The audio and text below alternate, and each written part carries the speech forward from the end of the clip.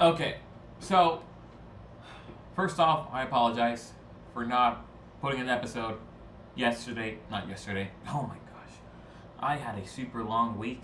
And if you hear this audio not very good, I do apologize. It's because I'm renovating some stuff here in the studio.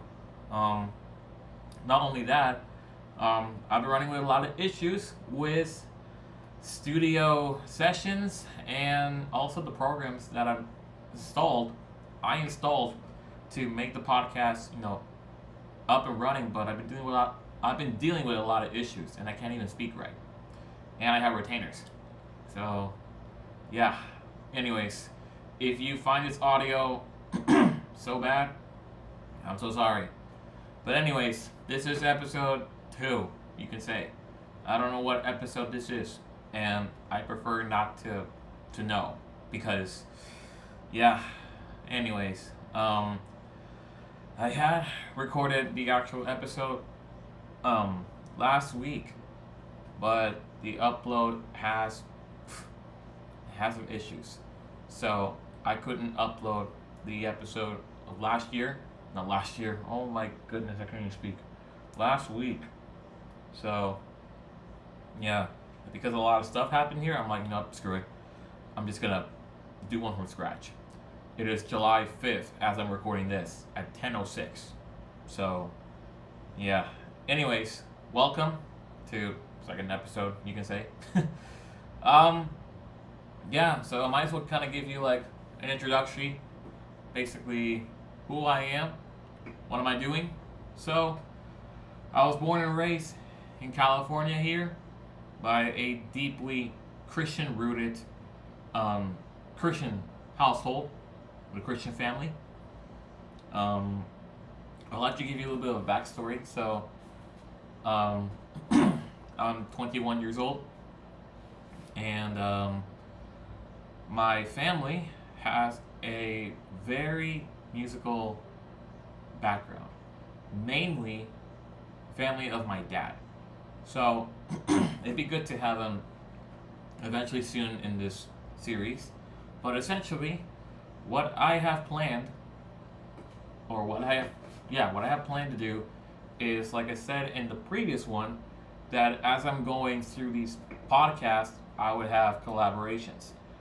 It'd be good to have my parents to come over because they have very well experience in life and their Christian faith. My dad with his musical career, how he became from being a broken man, from being, all secular, being all greedy with a lot of his past career, all the way to how he applies it now in the ministry. And a lot of people have catched this story very well because it inspires them. So, yeah, but anyways, I will have my dad come over eventually to this podcast, and he'll explain his side of things as far as testimony and basically his life choices, what he views now in today's society. But yeah, anyways, he has a very, very big musical career in the 80s, 70s, even the 90s too.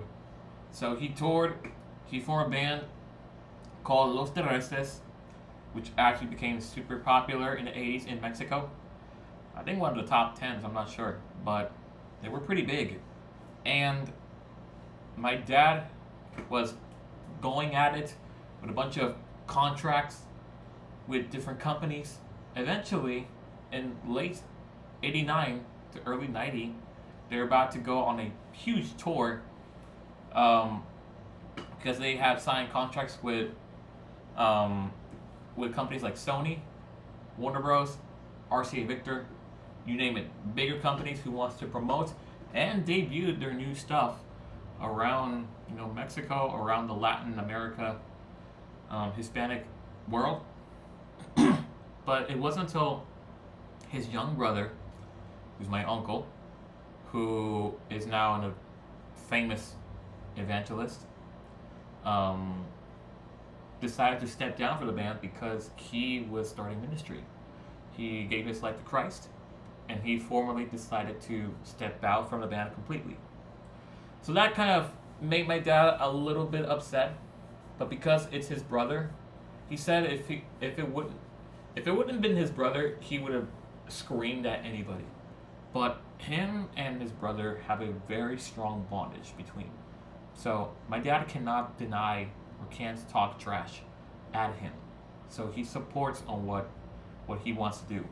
So my dad decided, you know what, I'm gonna find people who can replicate his voice because his voice is so unique that nobody can replicate it. So he auditioned, I think of like maybe three vocalists. Only one can be close, but it's not the same because in promo and audience and fans were disliking the way how it's going. Eventually, it didn't go as planned. They decided to step down completely, disband completely, and my dad decided to focus full time in the studio producing records for local Mexican artists. And it was not until early 2000 my uncle called my dad saying, "Hey, I know you're still doing the studio stuff, but would you become my sound tech and engineer for the tour I'm gonna go in the churches?" And he's like, "Just because you asked me to, sure." And of course, he gets paid for doing this stuff because it's all about the money, right? When we're thinking of music, we're always thinking about the money, not just the fame, not just putting our names out there. It's always about the money. So, yeah. Anyways, he goes to that one church in, I think it's LA. I could be wrong, but in LA, and he preached about finding your identity in Christ. And in that sermon, my dad was like drenched in tears, decided to start his life with Christ. Because throughout the 90s and the 80s, I'd say mid 80s, most of his family started to attend church, gave their lives to Jesus, and my dad is the only one out of the entire family who has not accepted Christ up until late 2000. And he changed completely from being a greedy guy who's always focusing about huge big time careers in music and studio production and live gigs in bars in small clubs, small venues, big tours, big contracts with big companies, whatever, to now spreading the word in ministry, in outreaches, and in the calling. So eventually he started to rebuild his life because of his foundation with Jesus. And it wasn't until he got married eventually with my mom, who was actually Christian before my dad. In fact, she was like maybe 17 years old, my mom, here in Fresno. I believe, I'm not sure.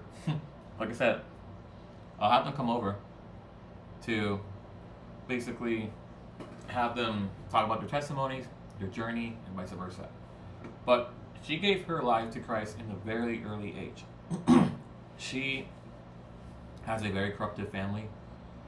Well, not corrupted, but like they both have, but they basically have parents who are abusive, who basically give a lot of demand to them.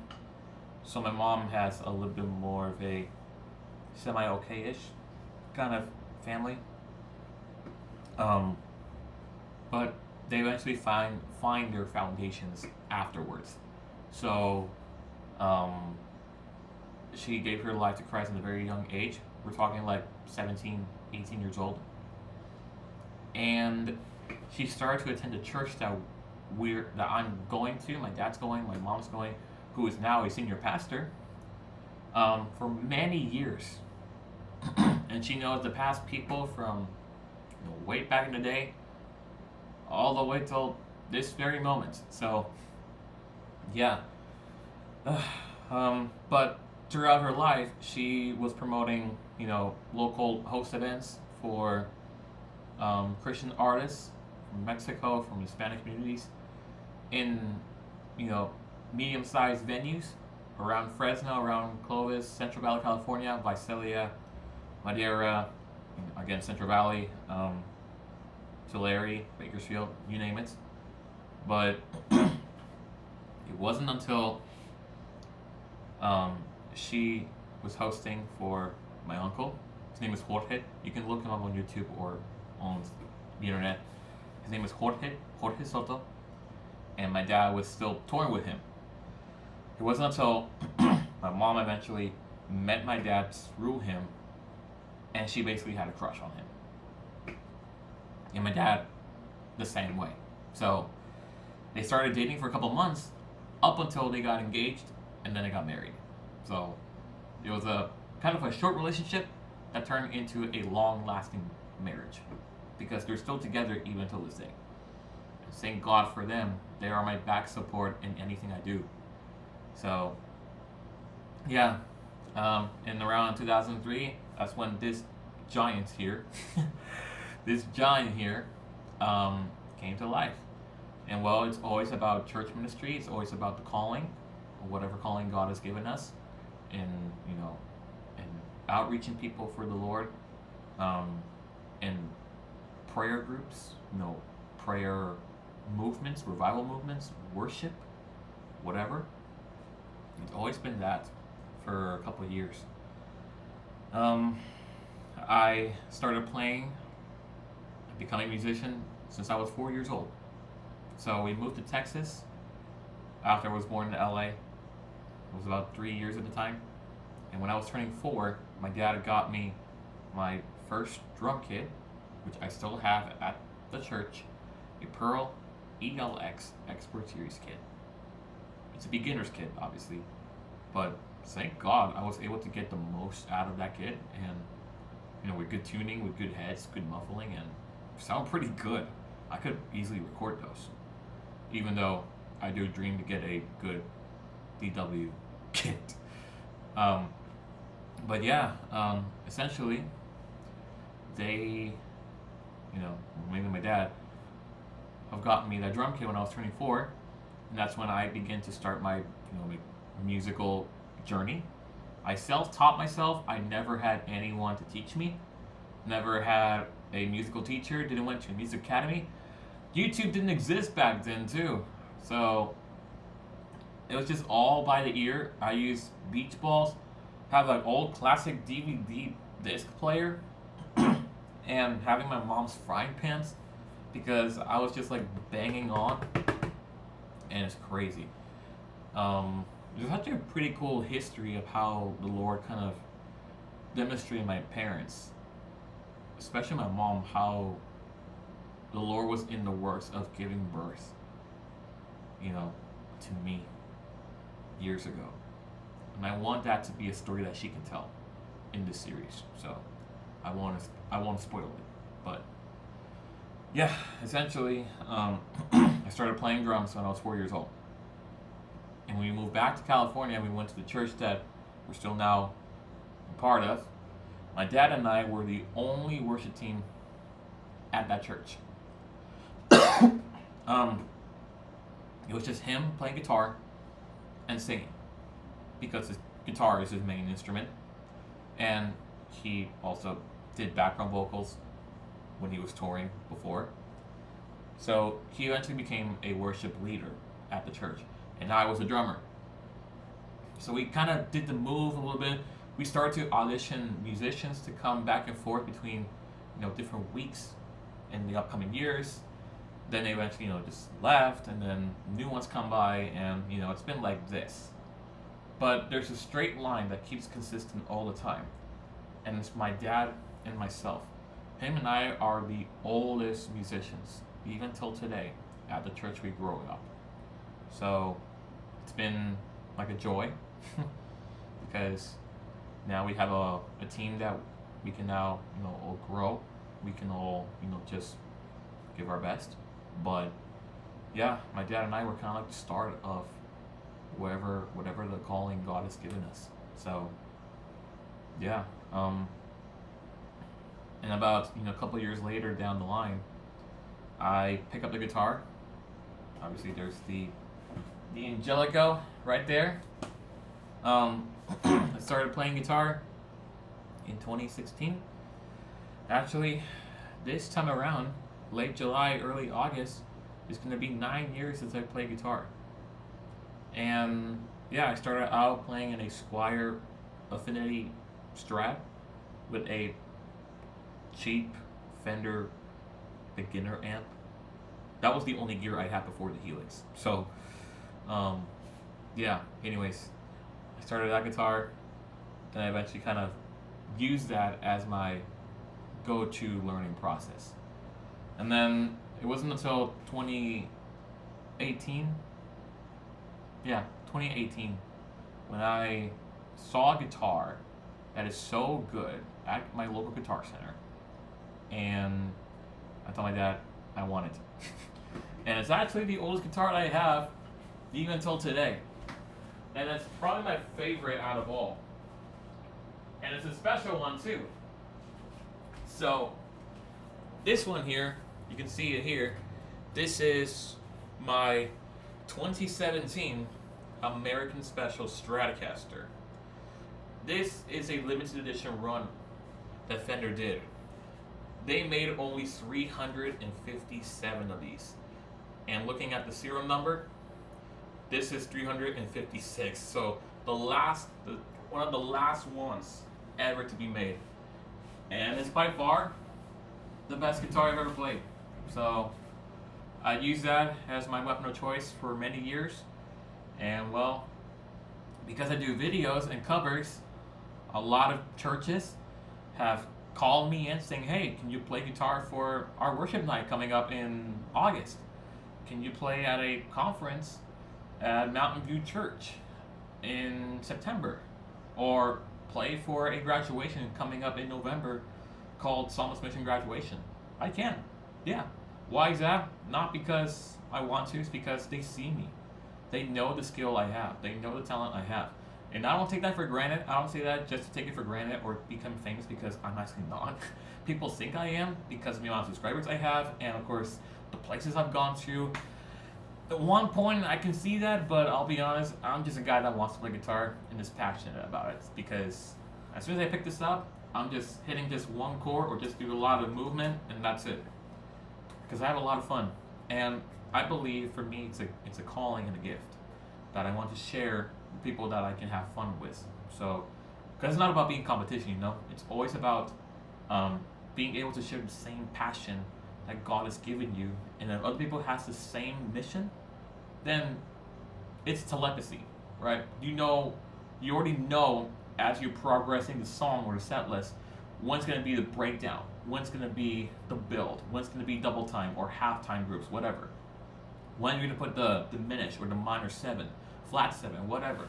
You know it because there's a telepathy happening with musicians who has the same sing that you have or that I have. So, and a lot of musicians that I play are very, very talented. So it's just to God be the glory that I get to play with great musicians and great leaders too. So yeah, but yeah, anyways, I picked up the guitar in 2016, and eventually, as my content goes up and up and up with the covers, then I get a lot of people saying, hey, can you play this event? Can you play this worship I'm having? So yeah, it's not because I want to, it's because doors are opening and are opened by God. Because you can't say I'm only doing this because I've been gifted at. For me, there's more than that, because I feel like if I overlook my talent and my gifts, I become way too prideful. And that's not a calling I believe God has given me, to have my name out there. They can hear about my name, but I don't want my name to be the spotlight on stage. I want Jesus' name to be the spotlight on the stage. I'm just supporting that name for that name to be lifted high. You know what I mean? So I'm just there because I just want to serve God. So and I humble myself, really. Like, even though I can be that good, honestly, I just say, Lord, just teach me how to be humble, take humility, and also to understand what you're actually calling me to do. So out of tune. Anyways, but yeah, I've been playing guitar, and it wasn't until about 2021 ish, 22 ish, I began to have a little bit of studio production, first stages of actually knowing and learning how to do production now. This is 2025 that we're talking about, and now I have maybe 3 songs this year for two, I think 2 or 3 artists that is now coming out this year. 2 of them has already been released earlier this year. One is coming out in late July, and I have an artist that I'm working with in Visalia that I'm now part of an album, 12-track album, playing guitar, acoustic and electric. And I have an artist who I'm gonna know in 1 week that I'm going to be collabing and work on and producing and making his stuff possible from scratch. So I'm starting to now get people coming in saying, hey, can you do this work for me? Can you make this song possible? Can you mix a little bit of the drums or the guitar? Can you do a little bit of a groove or different feel of the song? Maybe add a flat 7 or whatever. Like, I'm now focusing a lot of studio work to the point where I'm now basically making kind of like a semi-living. And I say semi-living because yes, I'm making money of it, but it's only been like a year since I've started doing this. I want to continue to do my strategies, how I'm doing, how I'm working out, more things that I'm learning, even though people can say, you've done incredible, you know what you're doing. I'll be honest with you, I'm still learning. I'm still learning how to make it sound great on my end. Even though I can do it, for me it's a learning process, right? It's like for me, I have to learn how to change strings as a cycle, not just doing it one time, but actually how to change the strings consistently every time I play.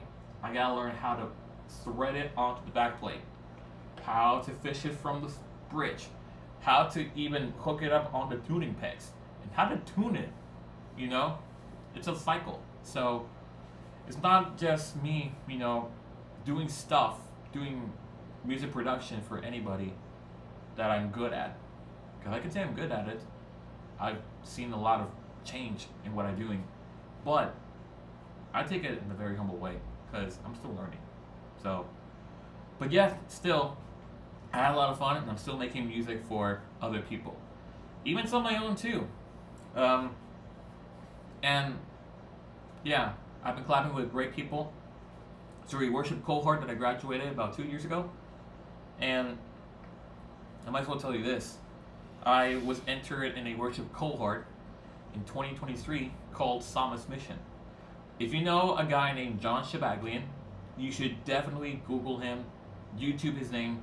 He's got not only the best songs that I've heard, but he's basically the founder of this cohort called Psalmist Mission. I actually heard about this cohort when they first started out in 2019. And I was about to get in, but it was just too soon. So I feel like, you know what? Yeah, it's too soon. Maybe he's right. Maybe my parents is right. Maybe God is right. It's too soon. Fast forward, late 2022, I basically bumped into John all of a sudden. And then, I don't know, we felt like it's a good time for me to get into the cohort. I feel like my craft has been developed a lot, and my knowledge in music, the theory process, the scales, the intervals, whatever, I felt like I can start this journey. So I applied, got into it in 2023. Throughout the cohort year, I've been traveling with him, playing with him, now co-teaching with him. Now you can say kind of like a semi-part of the team staff of the cohort. You can say that. But yeah, like I'm now a big involvement because I'm now mentoring my second psalmist for this second year that I'm mentoring. I'm also kind of like a worship psalmist assistant for anyone who wants to lead worship and need help. I'll be honest, I've been playing for about almost every week with them. up until graduation, because I've done it last year too. Um, but yeah, and we have cool, very talented co-instructors who's now co-teaching, not just John or his partner Jared Elston, who is a co-founder of Cohort 2, but has been applying the practices of being a quote-unquote psalmist. If you don't know what psalmist means, it means musician for God. In two main scenes that I listened to in the interviews, the mottos, but also just conversations. Pro music training, that is knowing, you know, your scales, your intervals, Nashville number system, but also your spiritual leadership, your faith and your identity as a musician, but also not just a musician, a child of God. Because what do you consider David a psalmist? Not just the one who sings, not just the one who plays the harps or plays the tambourine, whatever. He's also a man after God's heart. So, yeah, like I said, I entered the cohort in 2023, graduated. Now I'm mentoring for a psalmist, a student. I'm also helping out in what they need. I've been going there almost their classes every week since then, and it's pretty cool. It's pretty cool the way how a lot of things have been involved in a good way, and they're doing a wonderful job. So, yeah. So where I'm at now, if you can say that, well, like I said before, I'm currently busy working with studio stuff. So basically working on production for a couple songs I have impending for, right now it's just 5 people that I'm working with, including songs of my own too. Also helping out with Psalmist Mission, the worship cohort. One of these podcast episodes, I will have John Shabaglian coming over, and he'll give out the full detail, the whole history of the cohort, why he started, how he started it, what was his first impressions, and what was his life, his music career life before the cohort, and how does the cohort now defines him. Does he change now? You know, he's gonna give more history on that if I can get him in this series. But can't say enough. That cohort for me is life changing. It opens up so many things in my heart, in my mind, in my eyes, my words, my emotions, whatever. It opened up so much that I wish I could have learned before, but only God knows his plan. So yeah. So basically you could say I'm a graduate of 2023, and yeah. So, yeah, like I said, I'm now at this point doing production stuff for people. So I've been busy, really, really busy. This summer is going to be more busier because I'm going to be focusing on that as well as Psalmist Mission. And, well, if I have some days off, I might as well do, more of these. Which, honestly, I am, because I do have 2 to 3 days in the week that are my days off completely. So that gives me opportunities to get this series in check.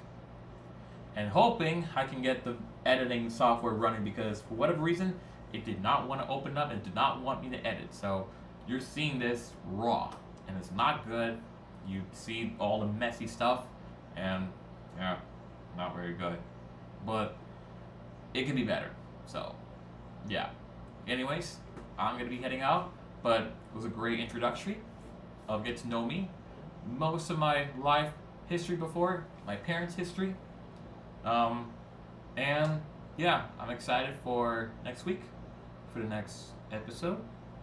And yeah, I hope this finds you very helpful, very inspiring to basically just kind of, get things in check. So I really appreciate a lot for you watching over. God bless, and have yourself a wonderful day. Peace out.